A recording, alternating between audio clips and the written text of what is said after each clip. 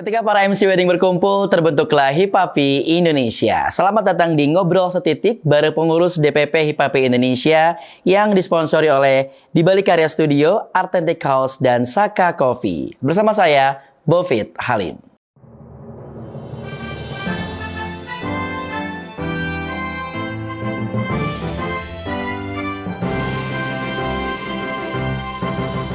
Narasumber kita kali ini yang paling banyak saldonya karena semua keuangan se-Indonesia, yaitu dari berbagai macam daerah, dari berbagai macam karakter orang-orang, paymentnya di dia. Bendahara DPP Indonesia, Mbak Teteh Kakak Vita Syarif. Assalamualaikum. Alhamdulillah. Sebenarnya aku udah bingung karena tinggalnya di Jakarta, tapi Sarua orang Bogor, orang Sunda. Orang Sunda, betul. Sukabumi, kan? Betul sekali. Tapi saya udah 20 tahun lebih. Teteh aja kan udah terbiasa dipanggil Teteh. Iya, Teteh aja. Teteh ya? Oke. Teteh Pangestu. Alhamdulillah damai. Dibalik kan? Sengaja.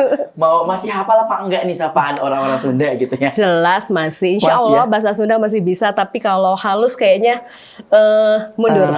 Masih salah gitu ya? Masih salah, mohon. Tapi ngomongin ada orang Sunda, ada juga Jawa, ada juga mungkin yang Batak, ada juga yang Betawi banget. Itu kan berarti berbagai macam karakter yang ada di Hipapi Indonesia. Itulah Hipapi Indonesia. Makanya seluruh suku, kota ada semuanya. Apalagi kita domisili di Jakarta untuk DPP ini. Pasti otomatis seluruh daerah juga numplek-plek ada di Jakarta. Iya, benar-benar. Jadi bukan yang cuman benar-benar aslinya orang Jakarta, Betawi ya.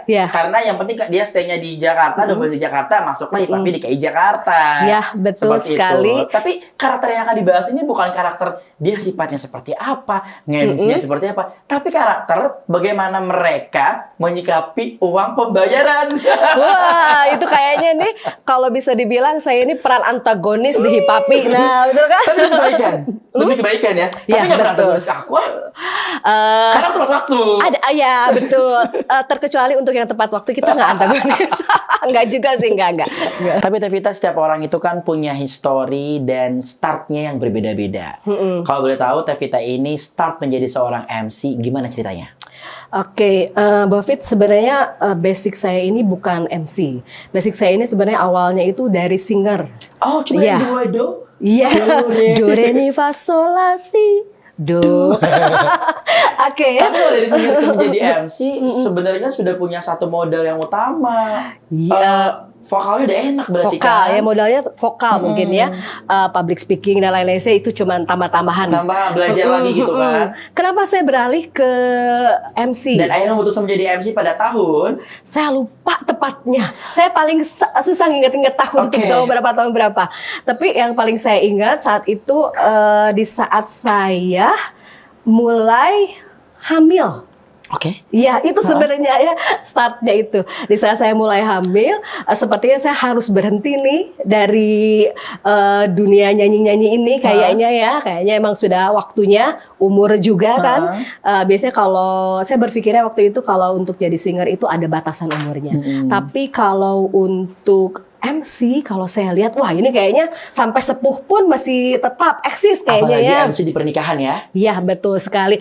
Nah, waktu itu saya belum kepikiran untuk jadi MC pernikahan. Belum sama sekali. Waktu itu saya itu masih jadi singer, saya masih nyambi tuh jadi MC. Tapi MC event gitu. MC golf, gitu kayak gitu-gitu. Yang berpakaiannya segini gitu. Pada saat itu begitu? Yes. Jadi nanti kamu bilang ke anak-anak dan yang lainnya, ingatlah nak, mama muda seperti ini, gitu. Secantik ini, sekece ini, gitu ya. Itu beneran terjadi gitu. Jadi masih kita suka MC-nya kayak gitu-gitu sambil nyanyi gitu kan ya. Pas saya hamil, saya memutuskan untuk tidak nyanyi lagi. Jadi akhirnya waktu itu memang agak susah sih melepas dari dunia yang nyanyi dari kecil banget kayaknya gitu ya. Terus akhirnya pada saat itu saya coba pindah dari anak band ke wedding singer. Oh, tetap singer dulu tapi wedding singer. Iya, jadi dari anak band saya pindah ke wedding singer. Setelah saya punya baby itu waktu itu ya, saya wedding singer. Pas saya wedding singer itu, saya melihat MC wedding ini. Jadi saya belajar otodidak melihat. Jadi mengamati. Jadi saya kalau misalnya saya berikan itu, saya liatin itu MC-nya ngomongnya apa aja gitu ya. Jadi saya lihat, saya pelajari semuanya. Sekali mendayung 2-3 pulau terlampaui. Jadi akhirnya pas kesini wah kayaknya nih saya yang ini menjanjikan gitu ya, karena itu reguler menurut saya ya, tiap minggu ada dan bayarannya pun di atas jadi singer pastinya gitu kan. Akhirnya saya pelajari itu. Jadi mempelajarinya otodidak sendiri. Saya tidak punya kenalan MC, teman-teman MC tidak punya sama sekali. Dan pada saat itu Tevita sudah domisili di Jakarta dong? Sudah di Jakarta. Sudah di Jakarta. Ya, saya semenjak kuliah itu sudah di Jakarta memang. Jadi saya tidak punya teman MC sama sekali. Jadi memang ya udah, saya belajar sendiri, saya berusaha sendiri. Waktu itu MC yang saya kenal itu yang pertama itu Uni Radel. Uni Radel Anda adalah bestie yang benar-benar orang pertama yang dikenal ya oleh Tevita. Pas banget mereka berdarah dua-duanya. Iya.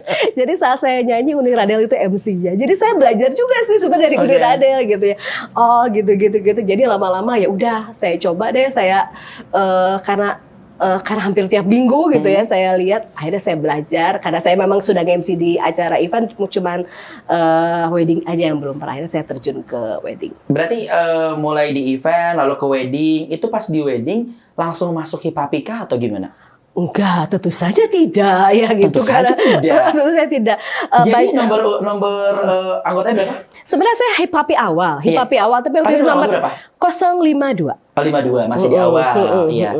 Tapi jadi, di awal juga berarti kan tetap awalnya nggak langsung masuk Hipapi kan? Karena ini 2020. Masuk Hipapi awal. Oh ya, saya masuk Hipapi awal.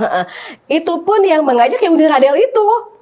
Langsung karena saya nggak ada teman, saya nggak punya teman MC yang lebih. Jadi masuk komunitas itu ada satu komunitas MC yang pertama saya lupa namanya apa. Setelah itu baru yang Hipapi ini, itu pun diajak sama Uni Radel. Jadi saya memang mengenal teman-teman Hipapi ini ya pas begitu masuk Hipapi. Tapi itu pentingnya teman ya, artinya pentingnya punya teman yang membuat kita menjadi lebih maju. Artinya bukan cuma lebih maju secara dukung material dan sebagainya, tapi secara mengarahkan pun itu penting. Andai kan tidak ketemu Uni Radel, mungkin tidak akan masuk Hipapi.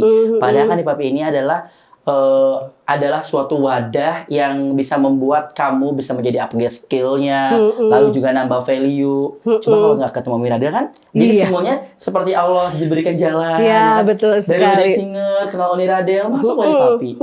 0052. Ya itu jadi awalnya. Jadi pencapaian sejauh ini pun ya jadi bendung gitu. Wah, kaget banget juga sih sebenarnya. Saya tadi nggak kenal satu orang. Mas Budi aja saya nggak kenal. Padahal Mas Budi itu sebegitu hitsnya ya.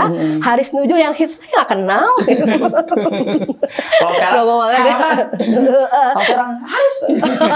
Kalau sekarang udah baru kenal. Jadi alhamdulillah sih. Jadi buat saya ya anugerah banget saya bisa berada di lingkungan teman-teman Hipapi. Before and after, sebelum dan setelah masuk Hipapi, perubahan yang signifikan. Kan ini seperti katak yang dari air keluar ke darat. Berbeda dari singer ke pernikahan. Jelas. Ya itulah kalau dulu kan saya hanya sebagai pengamat ya, mengamati. Jadi belajar dari mengamati saja gitu kan. Mau bertanya pun malu, mau nanya juga malu. Jadi saya belajar dari kesalahan saya. Oh ini ternyata salah. Begitu masuk Hipapi ternyata banyak sekali teman yang buat diajak bertanya gitu. Tempat bertanya tuh banyak banget gitu, dan mereka nggak pelit ilmu gitu. Jadi sebenarnya saya anak bawang sih kalau untuk ukuran di Hipapi dengan senior saya yang udah jam terbangnya mungkin udah cukup banyak gitu ya. Tapi saya rasa aduh kayaknya udah seumuran begini saya harus ngejar banget nih, kejar tayang gitu. Jadi ya udah saya berusaha banget ya, terutama banyak nanya nggak malu lagi karena teman-teman seprofesinya sudah banyak gitu. Jadi saya nanya ini dan alhamdulillah mereka pun welcome banget dan gampang membagi ilmunya, nggak pelit. Dan yang paling terpenting adalah Tevita berada di tempat yang tepat, Hipapi Indonesia. Nah, untuk dana sosial ini sebenarnya kita masih ada stok. Masih ada stok dana sosial yang cukup banyak. Masya Allah. Iya, Oke. betul. Stok dana sosial ini cukup banyak. Kenapa? Makanya kita hentikan dana sosial di tahun 2023. Yang pertama,